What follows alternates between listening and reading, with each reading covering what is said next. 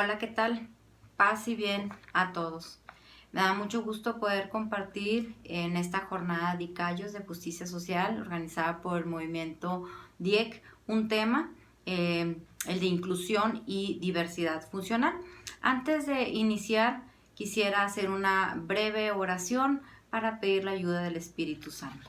En el nombre del Padre, del Hijo y del Espíritu Santo. Amén. Señor, bendito y alabado seas. Te damos gracias, Padre, primeramente por el don de la vida. Gracias, Señor, porque nos atraes hacia ti, porque nos llamas por nuestro nombre, porque utilizas este medio, Señor, para poder comunicarnos algo. Te pedimos con el don de tu Santo Espíritu que nos ayudes a disponernos completamente, que abramos nuestra mente y nuestro corazón para poder escuchar dócilmente aquello que tú tengas para decirnos en este día. Te pido, Señor, por todos aquellos que se encuentran del otro lado de la pantalla y por todos mis hermanos que se encuentran también compartiendo algún tema, para que todos nos veamos llenos de la luz de tu Santo Espíritu y podamos comunicar y recibir con alegría la buena nueva que tú tienes para darnos. Todo esto lo pedimos por Cristo nuestro Señor. Amén. En el nombre del Padre, del Hijo y del Espíritu Santo. Amén. Bueno, como les decía, a mí me toca compartir el día de hoy lo que viene siendo inclusión y diversidad funcional. Dice versus realidad porque voy a incluir en este tema un testimonio que creo que nos puede ayudar a ilustrar muy bien cómo podemos incidir nosotros dentro de este tema, ayudar a cambiar la perspectiva respecto de él. Pero miren, primero les voy a contar una pequeña anécdota o un cuento que se llama Recomponiendo al hombre. Y dice así: mientras su esposa estaba ausente, un importante hombre de negocios tuvo que permanecer en casa cuidando a sus dos pequeños hijos, los cuales la verdad es que eran muy traviesos. Coincidentemente ese día tenía problemas muy importantes que resolver en su trabajo, pero sus dos pequeños hijos no lo dejaban en paz y no lo dejaban progresar en su trabajo. Entonces buscó una manera de poderlos mantener ocupados por un buen rato. Lo que hizo es que tomó una revista que tenía por ahí y dentro de ella encontró que había un mapa.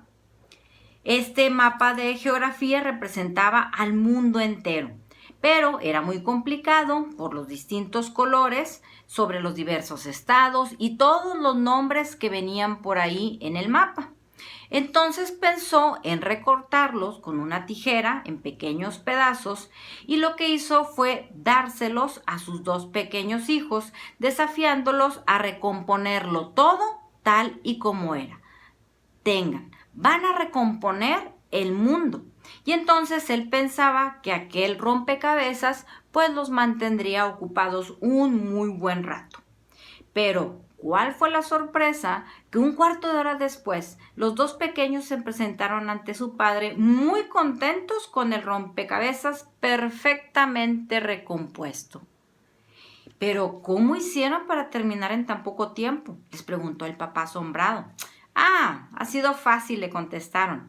En la parte de atrás del mapa había la figura de un hombre.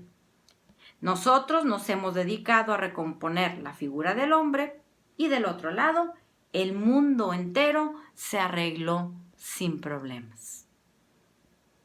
Empecemos con una pequeña parte introductoria que nos ayude a entender la importancia de replantearnos una nueva perspectiva frente a este tema de la inclusión de las personas con diversidad funcional. Y empezaremos con un par de conceptos. ¿Qué es la inclusión? Para poder hablar de la inclusión, también tenemos que decir lo que no es, y a lo mejor eso nos ayuda a entenderlo un poquito más, ¿sí? Inclusión no es integración. O dicho de otras maneras, integración no es inclusión. Tendemos a utilizarlos como sinónimos. Sin embargo, no es así, porque yo creo que la mayoría de nosotros nos ha tocado estar en diferentes ámbitos, en diferentes contextos sociales, en donde de pronto entra una persona con alguna diversidad funcional o lo que muchas veces conocemos como discapacidad, y pues cuando cumple una serie de requisitos, pues puede entrar a formar parte de este grupo. Pero eso no quiere decir que esté completamente incluido, puede estar integrado, es decir, puede entrar a formar parte de, pero en realidad no es parte de, porque para que pueda ser parte de, requerir, de una serie de actitudes de nuestra parte que lo hagan sentirse verdaderamente incluido dentro de determinado grupo. De tal manera que cuando hablamos de inclusión, estamos hablando realmente de un derecho humano, por lo que se trata de un objetivo prioritario a todos los niveles y que además se dirige a todas las personas. Eso por un lado hablando de la inclusión. Y por el otro lado, ¿qué es diversidad funcional? Tenemos que empezar también a replantearnos la manera en la que nos expresamos. Entonces, no discapacidad, sí diversidad funcional. ¿Por qué? Porque de alguna manera la discapacidad se ha visto de una manera negativa cuando hablamos de este concepto. Y hay que entender que desgraciadamente el modelo social de discapacidad lo que hace es que expresa que las personas con discapacidad son objeto de unas dinámicas que desgraciadamente las condenan a la exclusión. ¿Y qué pasa entonces? No pueden ejercer su capacidad de decisión cada día, ni siquiera sus derechos ciudadanos más básicos. El modelo social definía que la minusvalía o la discapacidad no es tanto consecuencia natural de una deficiencia fisiológica, sino más bien el resultado de unas estructuras sociales excluyentes.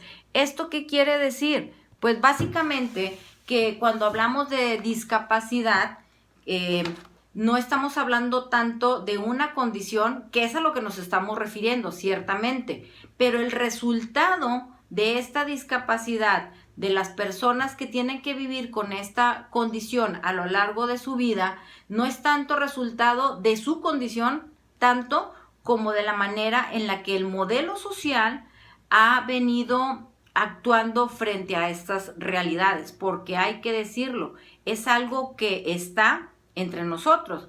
Por ejemplo, cuando hablamos de una condición como el autismo, aquí yo les voy a compartir unos datos que son muy interesantes y quizá nos hagan tomar un poquito de conciencia de la importancia que tiene que nosotros pensemos en estas personas, porque cada vez están más entre nosotros, no solamente por el número, que ciertamente pues sí es cada vez más importante, sino también porque pues tenemos que pensar que en algún momento determinado quizá a nosotros nos toque dentro de nuestra familia o alguna persona muy cercana a nosotros con una de estas condiciones de diversidad funcional.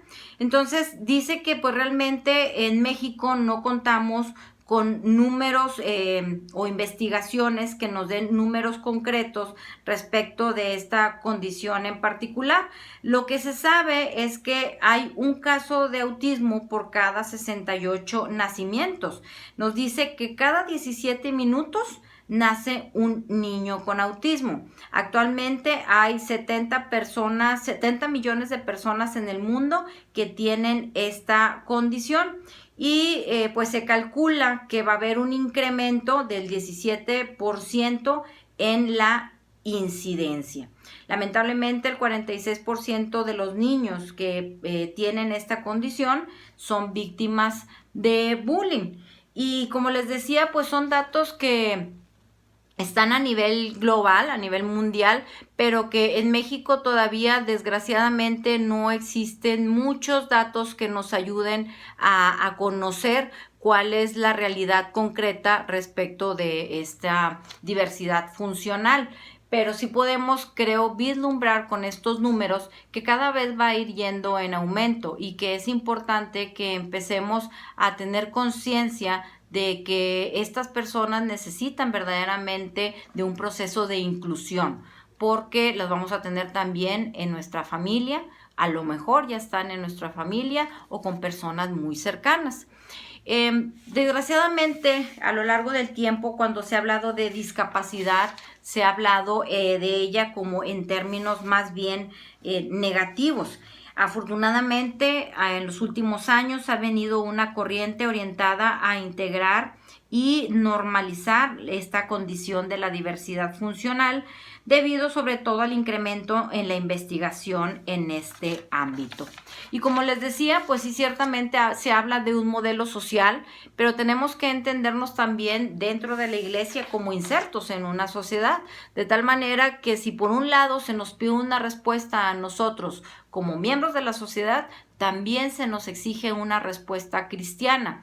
Y dentro de la iglesia, la doctrina social de la iglesia es la que se encarga de hacernos la propuesta adecuada para poder abordar y hacer reflexiones sobre algunas realidades complejas que existen en la sociedad y que pues deben de ser vistas a la luz de la fe y de la tradición de la iglesia, que nos van a enseñar cómo debemos nosotros de enfrentar estas diferentes realidades. La doctrina social de la iglesia, es importante decir que se basa en 5 principios. El primero de ellos, el fundamental, que es el mandamiento del amor, que va a ser toda la base, todo el fundamento general de la doctrina social de la iglesia. Y de ahí se van a derivar 4 en particular. Número 1, la dignidad de la persona. 2, el bien común. 3, la subsidiariedad. 4, la solidaridad. Para continuar haciendo esta pequeña reflexión, vamos a centrarnos solamente en 2 puntos. Por un lado, la dignidad humana y la solidaridad, ambas basadas en el amor.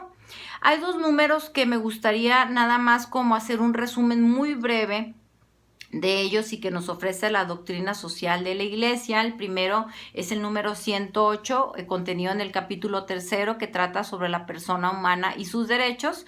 En el número 2, la persona humana, imago Dei, inciso A, criatura hecha a imagen de Dios. Y entonces aquí nos dice que el mensaje fundamental de la Sagrada Escritura anuncia que la persona humana es criatura de Dios y especifica el elemento que la caracteriza y la distingue en su ser a imagen de Dios. Cuando Dios crea entonces al hombre y la mujer, los crea a imagen suya, ¿sí? De tal manera que cada uno de nosotros somos imago Dei. Toda persona creada a imagen de Dios, entonces posee una dignidad inalienable por la cual debe ser tratada siempre como fin y no solamente como un medio. Y el segundo número es el 196 del capítulo 4, que habla sobre los principios de la doctrina social de la iglesia, el principio de solidaridad en su inciso D, la solidaridad en la vida y en el mensaje de Jesucristo, que lo que nos dice es básicamente que Jesús hace resplandecer ante los ojos de todos los hombres el nexo que debe de existir entre la solidaridad y la caridad, y que pues debe de iluminar todo su significado. ¿Por qué? Porque el prójimo no es solamente un ser humano con sus derechos y su igualdad fundamental con todos, sino que se convierte en la imagen viva de Dios Padre. De tal manera que cuando hablamos de solidaridad, la doctrina social nos invita a crecer en nuestra sensibilidad con los demás y sobre todo con aquellos que sufren, entendiendo que pues en muchas ocasiones las personas que tienen diversidad funcional verdaderamente sufren la marginación y el rechazo. Se les puede incluir en las escuelas, se les puede aceptar en diferentes círculos sociales, incluso en grupos, pero de alguna manera el proceso de inclusión no se ha completado. Nos hemos contentado con integrarlos, con aceptarlos, con dejar que estén. Y esa, desgraciadamente, es nuestra realidad. Es como si estuviéramos de alguna manera pues haciéndoles un favor. O sea, tú me llenas una serie de requisitos y si atiendes a ellos, entonces puedes integrarte. Pero falta mucho más que solamente dejar que entren.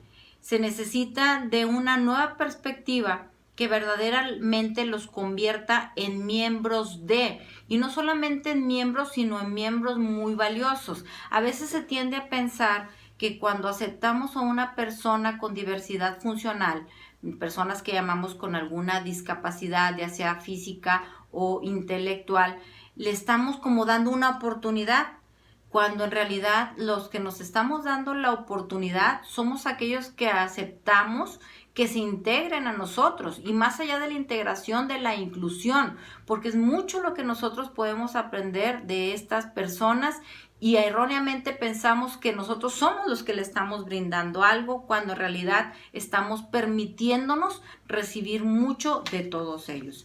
Yo creo que una pregunta muy concreta que podemos hacernos y que cabe en este momento y pueden hacerse cada uno de ustedes es la siguiente: ¿qué puedo entonces hacer frente a esta realidad? ¿A qué me invita la doctrina social de la Iglesia?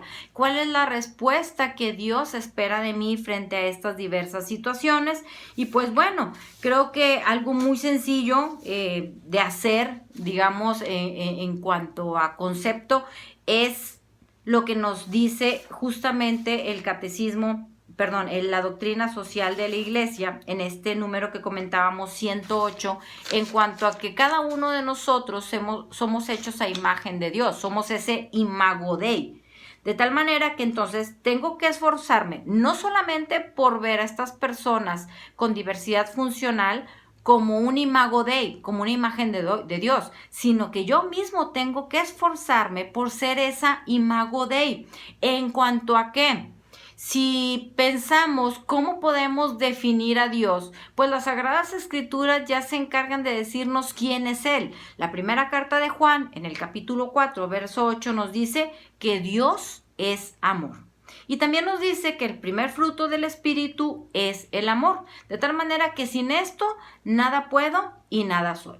¿Qué puedo hacer de manera concreta? Cooperar con Dios en recomponer la dignidad, aunque sea de una sola persona, de aquella con la que yo tengo posibilidades de verdaderamente incluir en el ámbito en donde yo me encuentro. Verdaderamente preocuparme por recomponer su dignidad, sobre todo pues de los más marginados, como decíamos ahorita. Y me gusta mucho, por ejemplo, el Papa Francisco comenta en su catequesis del 22 de octubre del 2014 lo siguiente: el auténtico amor que crea comunión no presume ni se engríe, no lleva cuentas del mal recibido y goza haciendo el bien, no tiene envidia, sino que considera a los demás que a uno mismo, sufre con los últimos y necesitados. Aquí yo quisiera hacer un pequeño apunte cuando estoy hablando acerca del tema del amor. El amor entendido no como un sentimiento, sino más bien como un acto de la voluntad, ¿sí? Porque si yo me voy a esperar a actuar cuando sienta amor, pues probablemente me voy a quedar sentado mucho tiempo, porque el amor no es tanto un sentimiento como algo que yo voy haciendo día a día con el poder de la voluntad. Yo decido amar. ¿Cómo? A través de pequeños actos de amor. Nosotros claramente en el Evangelio vemos cómo Jesús pasó, y así nos dice el Evangelio, pasó haciendo el bien, o sea, pasó amando a todos, aún a los que corregía los estaba amando, porque le importaban cada una de las personas que lo rodeaban y de las que tenían noticias aunque no los tuviera cerca. Entonces nosotros tenemos que ser esa imagen de Dios, decidir día con día actuar con amor. Y para poder un poquito explicarme a qué tipo de acciones me puedo estar refiriendo, les voy a platicar pues un testimonio. Nosotros como matrimonio tenemos aproximadamente, es que soy muy mala para las fechas, 28 años de casados, y tenemos 2 hijos, Valeria y Carlos, de 26 y de 24 años respectivamente. Carlos desde que tenía 2 años, afortunadamente, de manera muy temprana, supimos que padece del trastorno del espectro autista. Entonces, pudimos atenderlo a través de una psicóloga que lo vio por muchísimos años y lo ayudó muchísimo con las terapias adecuadas para que fuera sorteando todas las diferentes problemáticas propias de esta condición, tanto en lo escolar, muchas veces también como en lo social. Siempre, gracias a Dios, contó con el apoyo de la familia, siempre contó con el apoyo de sus maestros. El Señor siempre nos envió con personas o nos mandó a personas que estuvieron dispuestos a apoyarlo, aun cuando Carlos no estaba en escuelas de educación especial, él iba a escuelas regulares, batallaba 10 veces más que los demás niños, pero siempre pudo, gracias a Dios. Y entonces, pues bueno, Carlos terminó su carrera de licenciado en Ciencias Religiosas, ha estado batallando obviamente, pues no solamente por la pandemia, sino porque las características de su carrera para conseguir trabajo, y eso ha sido algo que a él le ha costado mucho, mucho trabajo, es algo que le ha dolido mucho no poder ser productivo, y creo que es algo que lo llevó a tomar ciertas acciones que le ayudaran como a tratar de darle escape o salida a todo lo que él estaba sintiendo interiormente. Él acostumbra todos los días a hacer ejercicio, corre como unos 6-7 kilómetros en los que tarda 1 hora, 1 hora y cuarto aproximadamente en un parque que está aquí a 1 cuadra de su casa. Entonces hace unas semanas salió a eso de las 6:30 de la tarde, mi esposo y yo estábamos aquí en la casa, mi hija en ese rato no estaba. Transcurrida la 1 hora y cuarto, yo le digo a mi marido, Carlos no ha regresado. Pasan unos 5 minutos más, ya es la 1:20 y dije, no, esto ya no es normal, ve a darte una vuelta al parque. Va mi marido a revisar, efectivamente Carlos no estaba en el parque, se tardó un poco en regresar, yo estaba afuera muy nerviosa, esperando que me lo dijera. Y pues efectivamente no estaba ahí. Yo salgo de casa, en el camino de casa al parque para empezar a revisar los alrededores y a preguntar, porque hay mucha gente que hace ejercicio ahí, para empezar a revisar los alrededores y preguntar. En ese camino yo tomo mi teléfono y lo primero que se me ocurre hacer es pues lo que hago siempre, recurrir a Dios. Entonces tengo un grupo, una comunidad muy hermosa, que yo sé que en cuanto yo les pidiera el apoyo en la oración, eso es lo que iban a hacer. Entonces yo le digo, Carlos desapareció, no sabemos dónde está, ya debería haber regresado a la casa, no ha regresado, por favor pónganse a hacer oración para que el Señor nos ayude rápidamente a encontrarlo. A partir de ahí se suscitan una serie de acontecimientos que verdaderamente no podemos más que decir que la mano de Dios estuvo en todo esto. Los amigos de mi hija inmediatamente empiezan a apoyarnos a buscar. Mi familia también aparecieron algunos de ellos que estaban en esa posibilidad. Inmediatamente supimos de cadenas de oración que se estaban haciendo por todos lados.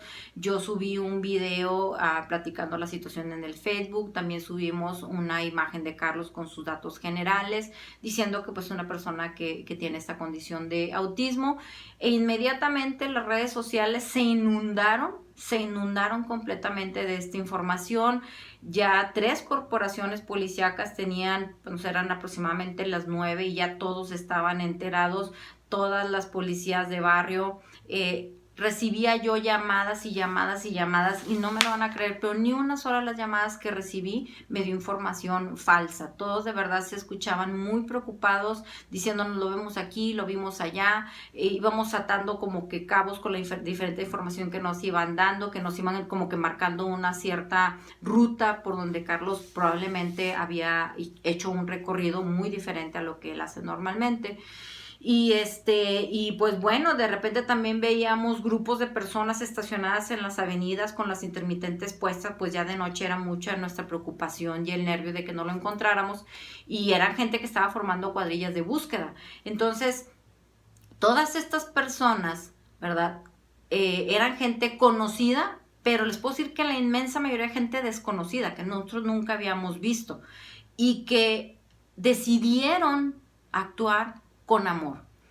todos los que pasaban información por los chats y los datos de Carlos, todos los que compartieron las publicaciones en el Facebook, yo no sé, la mía se publicó, no sé, 900 veces se compartió, todo lo de la gente que se puso a hacer oración, que estaban haciendo algo, que se detuvieron y se pusieron a hacer oración, toda la gente que se presenció, gente del movimiento del DIEC también, compañeros del grupo de Carlos Hermanos que se aparecieron para hoy, ¿qué hacemos? ¿Dónde lo buscamos? ¿Cómo se fue extendiendo todo esto? Hasta que pues felizmente la policía lo encontró.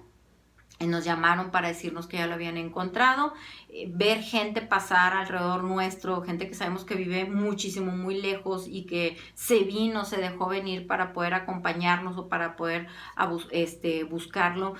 Y todo esto sucede en un momento en el que pensaríamos que estamos más preocupados por nosotros mismos. La pandemia nos ha hecho como ensimismarnos mucho, sin embargo, a pesar de la angustia y la preocupación que mucha gente padece, salió de sí misma y nos ayudó. Entonces, les quería compartir este testimonio de lo que es verdaderamente la manifestación del amor de Dios, que se hizo patente a través de las pequeñas o grandes acciones, que para mí todas son grandes e importantes, de todas aquellas personas que nos apoyaron en este difícil momento. Entonces, si tú te estás preguntando justamente hoy qué es lo que debo de hacer, cómo puedo colaborar para que estas personas con diversidad funcional verdaderamente se encuentran incluidas y se sientan dentro y parte de la sociedad y de nuestra iglesia, actúa con amor. Sé imagen de Dios. Ve en cada uno de ellos a Dios mismo y esfuérzate tú por ser ese amor de Dios para los demás. Él necesita de nuestra cooperación y necesita que cada uno de nosotros tomemos esa valiente decisión de querer recomponer a las personas. A lo mejor no podemos ayudar a todos, pero podemos ayudar a aquel que tengamos más cerca y del que tengamos conocimiento. El cuentito que les conté al principio tiene una moraleja y se los voy a leer. Dice, la prioridad de la dignidad humana es la base fundamental para construir una sociedad armoniosa. Y recuerden que si ayudamos a recomponer, aunque sea a una sola persona que es imagen de Dios, estaremos ayudando a recomponer el mundo entero. Muchas gracias. Bendiciones a todos.